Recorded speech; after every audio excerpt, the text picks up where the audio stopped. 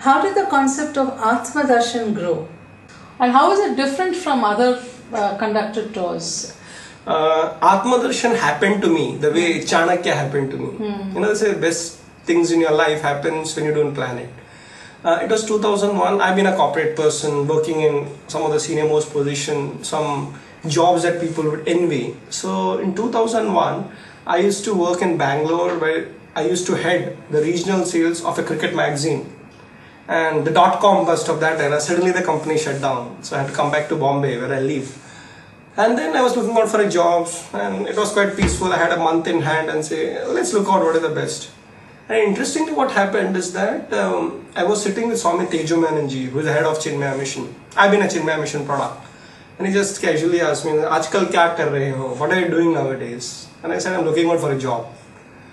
It is not that I was desperate. I said, yeah, I want a better job than what I had got.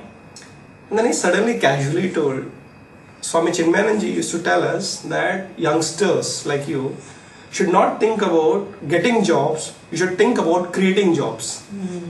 I came back and said, oh, a spiritual message from a spiritual master. I did not know because I don't come from a business background. I mean, typically you are educated, you have to move from one job to another. But it triggered me, and I remember that day very, very clearly. I got up in the morning, just freshed up myself and said 2 hours of thinking about your life, what to do next. I just took a piece of paper and a pen and I did a self-analysis about my strength, weakness, opportunities and threat, what we call a SWOT analysis. And I started listing and saying that if you need to do a business, you should do in a particular field which is close to your heart. And of course, monies will follow. A lot of people look at the money first and then they start the business. I said that's not the right way. Look at what you believe in and the business has to be around it. So when I started listing down, I found in all the positives that I had, there were 3 things which stood out so passionately. Number 1, I have traveled all over India in some form or other. So traveling was my strength. Secondly, even in the travel, because of the Chinmaya Mission and the culture that most of us are born in, the Indian culture, wherever you travel to temples. So they say no holiday in India, including the honeymoon, is complete without going to a temple. But luckily, I had traveled to so many temples, ashrams. And third positive thing, again because of the Chinmaya Mission, I used to organize a lot of camps. So then I said, travel, spiritual, organizing. So can I combine these 3 into a business model? I went to Swami Tejo Menonji and I said, yes, you triggered it and I want to start a company on travel tourism.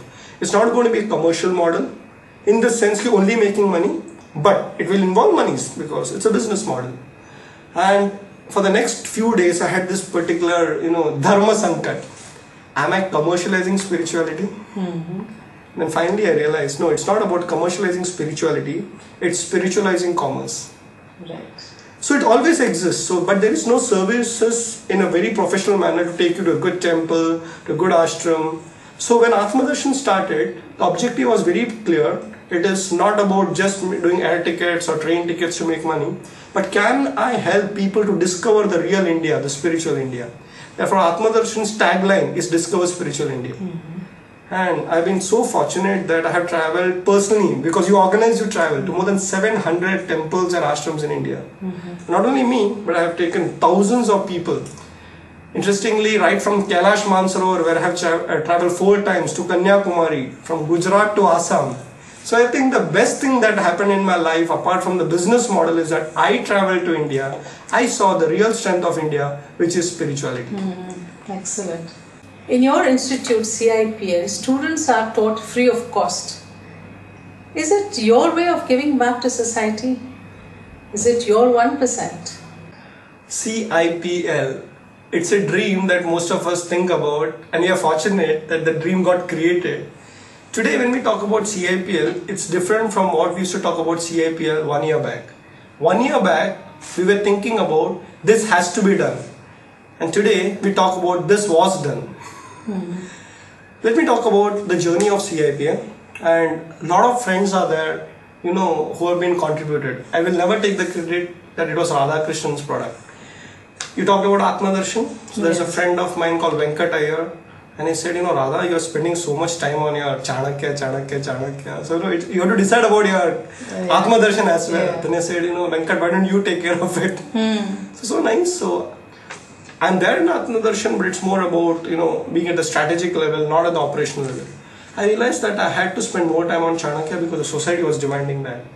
That time, a very good friend of ours called Mulraj Chheda, he came in and saying that don't worry about the finances. You focus on your research. So there's a group of companies called as SPM Group of Companies. The mention about them is given much more in detail in my book, Corporate Chanakya. So for 2 years, I really researched thoroughly on Corporate Chanakya as a book when it came out. And then finally, the challenge that came in was that I was still an individual. You get a kick when you're called everywhere, India and abroad. You became one of the well-known trainers with a niche on Chanakya especially. But then there was always a limitation. The limitation, the fact that, will you die as one person or can you create hundreds of people like you? And that's where I remember another friend of mine, Ranjit Shetty, again from Chinmaya Mission. We used to travel together and I used to keep telling Ranjit that, I'm doing this, I'm doing that. And these are all true stories. The person on the other side feels very inspired.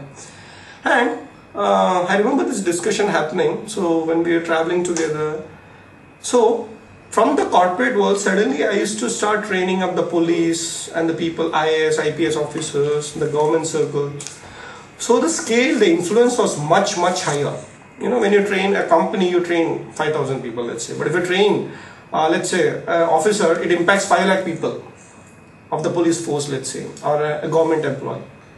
And then I said, Arthashastra, why are you limiting it with the corporates? It's actually meant for Rajniti. Yeah, that's an interesting point. But my hands were always full. How much can you do? There have been days when I have traveled and done training programs in 3 cities on the same day. So, you have to start an institution. But that was the right progress from an individual to an institution.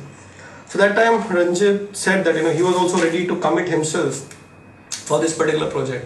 So we brainstormed a little bit more and say how to do it. So we said, can we teach Arthashastra for politicians, which was actually written for them in our generation, the way a management school would train students to join an MBA institute? Then we said yes. We went around looking out for places, saying that let's start it like an institute in, let's say, one place. And because I've been doing a lot of training programs, one day what happened, we were going to meet Dr. Shubhada Joshi, who is currently the head of philosophy department in the University of Mumbai. And we just casually spoke to her and saying that we're planning to start an institution called CIPL, where we're going to train the future leaders of our country. Then she said, why don't you do with us? And suddenly it was a paradigm shift, saying that instead of looking at a tuition class somewhere existing in Bombay, you have got an opportunity to start the institution inside the university. And note here, it is not an affiliation. That there's a college which is affiliated to Mumbai University. We are inside the university. So we went back and said, do you want to tie up with the government? With the pluses and minuses both. Yeah. But then we realized if we want to change, we have to be part of the system as well. So we came back and CIPL rolled off in the month of July of 2010. Both of us came in and then we started saying, let us teach the complete 6,000 sutras of Arthashastra for future leaders. And then what we started doing is inviting applications, talking to people. And then the typical, the business mind, do the calculations. It's going to cost this much, this much, this much. Fortunately for us, the infrastructure cost was almost coming to very minimal because of the Mumbai University tie-up. But what interestingly happened is that when we started counting on the fees, I had this discussion with my friend Mulraj. And I said, we are looking at charging this fees. And he said, you're talking about Chanakya, the guru. Why don't you start in the model, the ancient Gurukul model, where fees should never be the criteria. Unfortunately, today education has gone to that extent that it's become commercialized. There is a pain in middle class and lower middle class. They can't afford high education, etc., etc. See, finances is required.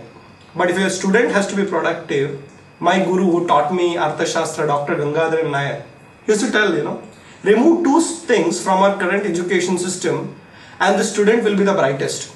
Number one, exams. Number two, fees.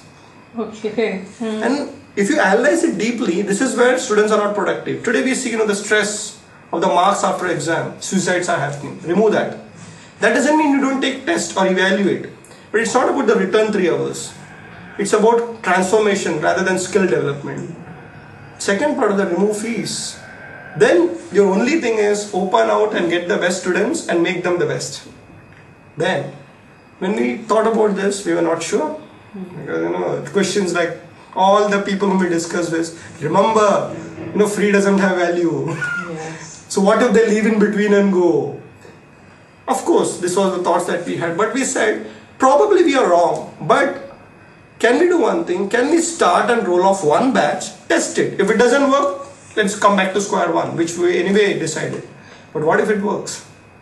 And we started our first batch in the month of September of 2010, and the first batch of 16 students got passed out in the month of March 2011. And believe me, it works. Now what about the funding? The society funds it. We go to people who believe that this concept has to work, and they say, okay, this is my contribution, this is my contribution, this is my contribution. Surprisingly, it's not about the fees, it's the commitment the students have, the teachers have, and the society has. So let's say in this particular course, we give everything free. Food, travel, accommodation, the textbooks, the kind of visiting faculties who come. Believe me, we had faculties and professors coming from the best institutes in India, including the IIMs, to teach the students.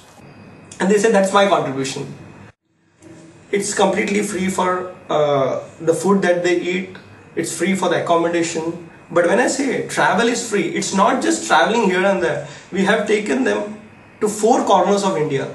We have taken them to Kanyakumari to see how India is different, to Kutch in Gujarat, to Assam, and even Delhi, the parliament. They have attended sessions.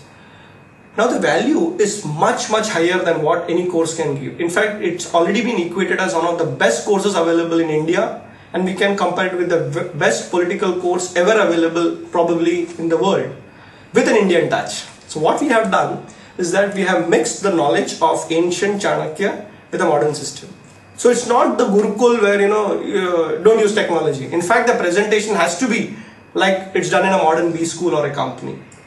And so they speak the technology way, they use Facebooks, they are active on the internet and sending messages, yet they also learn the 6,000 sutras of Arthashastra, they learn Indian philosophy, they meet leaders, political leaders, business leaders, spiritual gurus for that matter. So coming back, I think this is a solution to not only the political system but also the education system. And we've been very thankful that this example is now rolling off. We got at least invitation from 7 to 8 different universities and say, why didn't you do this with us? Now look at them. They don't have to invest monies. They get the brand value much higher. And the students have got placed. In fact, 2 of our students have been picked up by Narendra Modi himself. I know they're setting up MP's offices. So it's the best quality education and also the best recruitment you can think about. Wonderful, really wonderful. Listening to you talk about the syllabus that you have for these students, like traveling, having to learn the Sanskrit sutras and Eastern philosophy. I mean, do you really get students with this kind of profile? What is the profile of the students who come there? Let me admit this, that it was an experiment for us also, but we were very clear that we will never limit any student who has got the criteria to get admitted. So what were our criteria? Number one, it was beyond geographies. So we had students in the first batch coming from different parts of India, north, south, east, west. And what were our criteria? It could be a male or a female. And it was minimum graduate, and they should be in the age group of 25 to 30 years. Why 25 to 30 years? Because they are not immature, at the same time they are not very clear in their lives. So it's moldable age with a little bit of a maturity. The students that we had, graduates, but on the other hand, we had even had a student who was postdoctoral. So a PhD student coming in and joining. And they were from different parts of India, as I told you. Now they went back to their particular states and they have started doing the work there. And this still continues to be open for anybody who wants to join this next batch. This will keep happening. So criteria remains very simple, 25 to 30 years, unmarried, so that they're committed, they don't worry about too much about their families. And yes, a commitment to the nation. They want to work for the country and they want to get into leadership roles, political field, etc. Afterwards, nothing else. Of course, we have a personal interview, but that is just judging. It's not like, putting barriers. We invite applications. If anybody is interested, can log into ciplmumbai.in. I repeat, ciplmumbai.in. Simple application. We'll scan it, call you. Yes, and you're in. Okay. What would Chanakya's message be to today's youth? The youths today do not have role models they can follow. They are not under good governance. All the the government officials are corrupt and they are extremely bad models to follow. What would Chanakya's advice be to our modern youth? I would quote a sutra again from the Arthashastra, which says, Rajnyo hi vratham utthanam, which means the Raja, the king, should be ever active, ready for activity. Rajnyo hi vratham, my oath is to be ever ready. Unfortunately, India being an extremely talented country, we can become what we call as Vishwaguru or Jagat Gurus. But somewhere we have a sense of laziness within us, saying that, okay, it's very important that whatever possible at our own individual level, we should be active. We may not change the world at the United Nations level. We may not even change India at, let's say, the national level. But can we change at our local level? Can I change at my house level? So, what we need to do, each one of us, we are a strength of 121 crore people. Swami Chinmayananji, my Gurudev used to tell, don't look at India as, a population of 100 crores. Imagine 200 crore hands working for one vision. So if each person does his little bit, it could be about water conservation, as we said. Can I put the tap off? Or it could be just calling up the police and saying, there is a lady lying over there, it requires help. It could be a lost child. It could be just expressing your views on any particular blog site. It's about the 1% you talk about. And I personally believe India is an extremely talented country with bad management. At individual level, we've been praised across the globe. But as a nation, we require that one bit extra. So I suggest go back and think, what can I do at my level? The 1%, it really impressed me. Immediately got connected with Ramakrishna Paramahamsa's message. Take one step towards God and he takes 10 steps towards you. So take just 1%, one step, and I'm sure the nation will grow.